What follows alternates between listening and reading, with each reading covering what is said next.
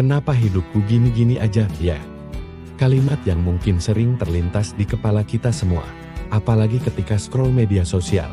Lihat teman seangkatan sudah punya rumah mewah, bisnis sukses, bahkan sudah dikaruniai 2 anak, sementara kita masih berjuang dari awal, masih mencari jati diri, pelan-pelan. Rasa percaya diri mulai goyah. Di era digital ini, hidup kita seperti di etalase toko. Setiap hari disuguhkan dengan pencapaian orang lain, foto bahagia, liburan ke luar negeri, pernikahan mewah, kesuksesan bisnis, bahkan konten yang viral. Tanpa sadar, kita mulai membandingkan diri dengan standar orang lain, padahal setiap orang punya waktunya sendiri, punya ritmenya sendiri, punya jalan hidupnya sendiri. Ingat, perjalanan hidup bukan lomba lari. Kita semua punya cerita unik yang tak bisa dibandingkan.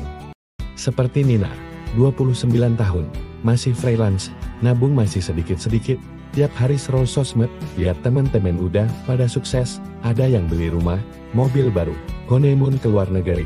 Sementara Nina masih fokus bantu orang tua, jalani hari dengan tenang, tanpa drama, tanpa pamer di sosmed. Sampai suatu hari, ada chat masuk dari temennya. "Men, aku salut sama kamu, tenang, sabar, gak ikut-ikutan pamer. Tapi kamu tetap berproses, aku jadi belajar banyak." Nina terdiam, ternyata selama ini, tanpa sadar, dia udah jadi inspirasi buat orang lain, bukan karena pencapaiannya yang wow, tapi karena keteguhannya menjalani proses. Karena kesuksesan bukan cuma soal apa yang kita punya, tapi juga tentang bagaimana kita menjalani prosesnya. Kamu pernah merasa tertinggal? Melihat teman-teman sudah mencapai mimpinya, sementara kamu masih di titik yang sama? Hai, tenang, hidup ini bukan lomba lari sprint. Setiap orang punya waktunya masing-masing untuk bersinar. Seperti bunga di taman, ada yang mekar di pagi hari, ada yang baru membuka kelopaknya saat senja, tapi keduanya tetap sama indahnya kan? Ada yang sudah mapan di usia 25, ada yang baru menemukan passionnya di usia 40, dan itu semua normal. Tidak ada yang terlambat, tidak ada yang terlalu cepat. Yang terpenting adalah bagaimana kamu tetap melangkah maju tanpa kehilangan jati dirimu. Ingat, kamu sedang bertumbuh dengan caramu sendiri.